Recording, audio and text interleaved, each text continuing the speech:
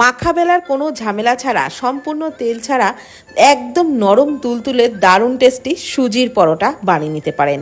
যে কোনো তরকারি বা চায়ের সাথে খেতে দুর্দান্ত লাগবে।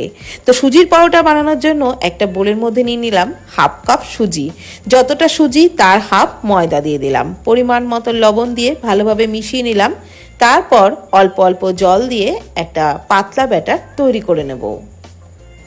তবে ব্যাটারটা কিন্তু খুব বেশি একেবারে জলের মতো পাতলা হবে না, মোটামুটি মিডিয়ামের থেকে একটু পাতলা করে তৈরি করতে হবে। অবশ্যই ঘনত্বটা দেখিয়ে দেব। আর এখানে কিন্তু আমার হাফ কাপ সুজির জন্য 1 কাপ জলের প্রয়োজন হলো। মানে প্রথমে হাফ কাপ, পরে আরও হাফ কাপ, টোটাল 1 কাপ জল দিয়ে কিন্তু ব্যাটারটা তৈরি করে নিয়েছি। এইবার মিক্সির জারের মধ্যে ব্যাটারটা দিয়ে দিচ্ছি। তারপর একটু ঘুরিয়ে নেব মিক্সিতে। এইভাবে একটু মিক্সিতে ঘুরিয়ে নিলে পরোটা কিন্তু দারুণ সফট হবে, খেতেও দুর্দান্ত লাগবে। তো এইবার ব্যাটারটাকে একটা বোলের মধ্যে ঢেলে নিলাম। ওর মধ্যে মিক্সির বাটিটা ধুয়ে আরও অল্প পরিমাণে একটু জল দিলাম। আর দেখুন ঘনত্বটা কিন্তু ঠিক এরকম রেখেছি, একেবারে জলের মতো পাতলাও না, আবার খুব ঘনও না। ঠিক এরকম করেই ব্যাটারটা তৈরি করবেন। এইবার আমি ওই ব্যাটারের মধ্যে দিয়ে দিচ্ছি হাফ চামচেরও কম একটু বেকিং পাউডার। এইটুকু বেকিং পাউডারের জন্য এই পরোটাগুলো যেমন জালিদার হবে তেমন কিন্তু দারুণ সফট হবে। তো খুব ভালো করে বেকিং পাউডারটাকে মিশিয়ে নিতে হবে। এইবার বেকিং পাউডার মিশিয়ে নেওয়া হয়ে গেলে সাথে সাথেই কিন্তু পরোটাগুলো তৈরি করে নিতে হবে। ফ্রাইং প্যানের মধ্যে সামান্য 2-1 ফোঁটা সাদা তেল দিলাম।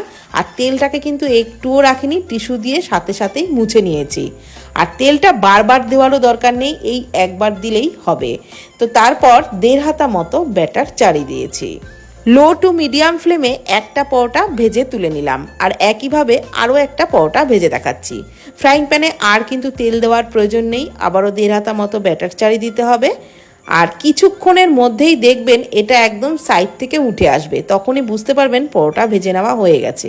ঠিক এইরকম যখন সাইড থেকে উঠে আসবে ধোসার মতো, তখনই একটা ভাঁজ করে নিয়ে পরোটা তুলে নিতে হবে। তো একইভাবে আমি সব কটা পরোটাকেই কিন্তু বানিয়ে নিয়েছি। আর প্রত্যেকটা পরোটাই খুব সুন্দর উঠেছিল, খেতেও দারুণ হয়েছিল, আর একেবারেই নরম তুলতুলে হয়েছিল। মুখে দিলেই মিলিয়ে যায় এই পরোটা। অবশ্যই ট্রাই করুন। আর ভিডিওটি ভালো লাগলে প্লিজ কমেন্ট করবেন। ভালো থাকবেন, সুস্থ থাকবেন।